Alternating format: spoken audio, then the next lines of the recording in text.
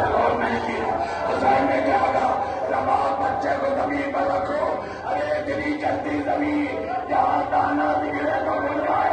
رباب کس دن سے بچے کو زمین پر رکھے؟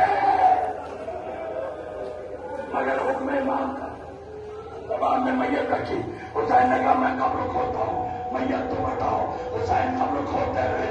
رباب میت ہٹا، میت کے لیے مٹی ہٹاتی رہی. جب قبر تیار ہو گئی تو گلے جاتا ہم کے اولاد والوں سنو. علامہ رشید ترابی نے کیا پڑھا؟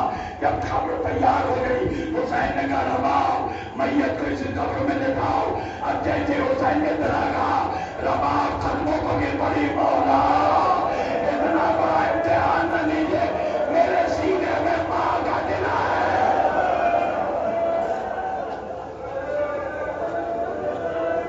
مولا اتنا بڑا امتحان نہ لیجیے، میرے سینے میں ماں کا دل ہے. میں کیسے قبر میں رکھوں؟ رباب رباب حسین کہہ رہے رباب رکھو.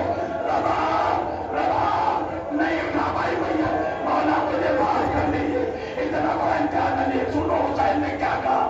خدا کی قسم کھا کے کہہ رہا ہوں سینہ پیٹ کے رو گے جو اگلا جملہ کہنے جا رہا ہوں. حسین نے کہا رباب سنو، یہ اتنا بڑا امتحان میں تمہارا کیوں لے رہا ہوں؟ یہ امتحان دے رہا ہوں میں چاہتا ہوں تم ماں ہو، تم سے برداشت نہیں ہوگا. لیکن اے رباب اگر تم بھی ہو جاؤ گی تو میں موجود ہوں، تمہیں سنبھال لوں گا. لیکن اولاد کو دفنانے کی طاقت میں تمہیں اس لیے دینا چاہتا ہوں، یہاں تو میں تمہیں سنبھالنے کے لیے موجود ہوں. اے رباب جب قید خانے میں سکینہ آ جائے میں تمہیں سنبھالنے نہیں آؤں گا، تمہیں میت قبر میں اتارنا پڑے گا.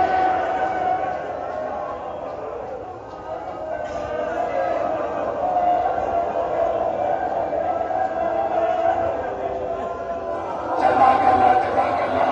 ارے تمہیں تو آئے فاطمہ میں نہیں ہے، اسی وقت میں گئی بیٹھی تھی. ایک کبھی آنا اپنا پہلو دبائے. اے میرے اللہ ان پر رحم کر، یہ میرے اصغر کو ہو گیا ہے.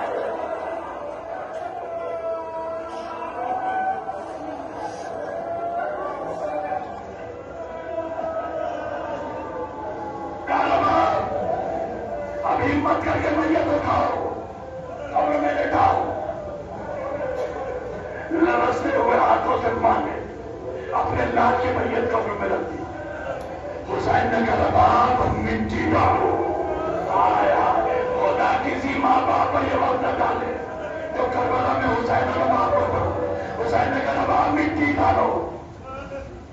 روتی ہوئی ماں نے حکم خدا حکم امام کے مطابق مٹی ڈالنا شروع کی، مگر کدھر سے؟ گھٹنوں تک جب مٹی پڑ گئی رباب کے ہاتھ رک گئے. حسین نے کہا رباب ابھی نہیں اور مٹی ڈالو. رباب نے پھر حکم امام کا لحاظ